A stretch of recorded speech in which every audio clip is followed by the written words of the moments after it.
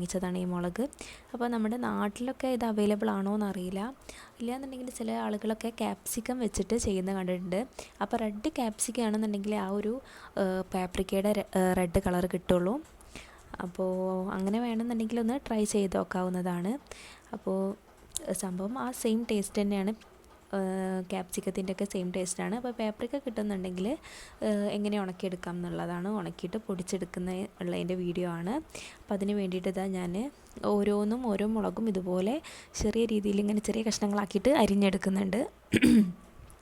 അപ്പോൾ മാക്സിമം ഇങ്ങനെ അരിയാണ്ടിരിക്കുക, കാരണം ഇത് കഴിഞ്ഞതിന് ശേഷം നല്ല ബുദ്ധിമുട്ടുണ്ടായിരുന്നു കൈക്ക്.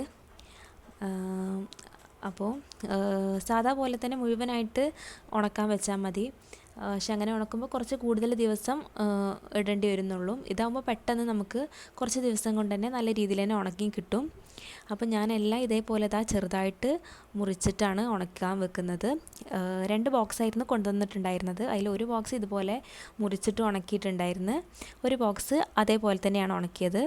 ഇനി നല്ല വെയിലത്ത് നമ്മളിതാ ഒരു ഷീറ്റൊക്കെ വെച്ചിട്ട് അതിന് മുകളിൽ ഇട്ട് കൊടുത്തിട്ട് അങ്ങനെയാണ് ഉണക്കിയെടുക്കുന്നത്. ഇതിങ്ങനെ മുറിച്ചുകൊണ്ട് തന്നെ നമുക്ക് പെട്ടെന്ന് തന്നെ ഉണങ്ങി കിട്ടിയിട്ടുണ്ട്. ഒരാഴ്ച കൊണ്ട് തന്നെ നമുക്ക് ഇങ്ങനെ ചെറിയ കഷ്ണങ്ങളാക്കി മുറിച്ചതുകൊണ്ട് ഒരാഴ്ച കൊണ്ട് തന്നെ നല്ല രീതിയിൽ ഉണങ്ങി കിട്ടിയിട്ടുണ്ട്.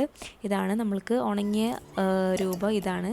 അപ്പോൾ ഈ ഉണങ്ങുമ്പോൾ തന്നെ നല്ല സൗണ്ട്, അതായത് നമ്മളിങ്ങനെ പൊട്ടിച്ച് വെക്കുമ്പോൾ തന്നെ നല്ല ആ ഒരു ക്രിസ്പിനെസ് നമുക്ക് ഫീൽ ചെയ്യും. അപ്പോൾ ആ രീതിയിലാവുമ്പോഴാണ് നമ്മളിത് പൊടിക്കേണ്ടത്. ഇനി ഇത് നമ്മളൊരു മിക്സിയുടെ ജാറിലിട്ടിട്ട് നല്ല രീതിയിൽ ഫൈനായിട്ട് പൊടിച്ചെടുക്കുകയാണ് വേണ്ടത്. അപ്പോൾ ഇത് കണ്ടാൽ തന്നെ നിങ്ങൾക്ക് മനസ്സിലാവും നല്ല ഉണങ്ങിയിട്ടുണ്ട്. ഇനിയിപ്പോൾ നമ്മളിത് മിക്സിയുടെ ജാറിലിട്ടിട്ട് നല്ല രീതിയിൽ പൊടിച്ചെടുക്കുന്നുണ്ട്.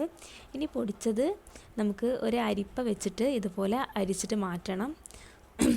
എന്നിട്ട് ബാക്കിയുള്ളത് നമ്മുടെ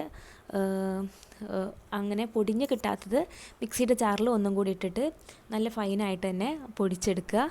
അപ്പോൾ ഇതുപോലെ പാപ്രിക്ക ഒക്കെ കിട്ടുകയാണെന്നുണ്ടെങ്കിൽ, ഹോൾസെയിലായിട്ട് മുളകൊക്കെ കിട്ടുകയാണെന്നുണ്ടെങ്കിൽ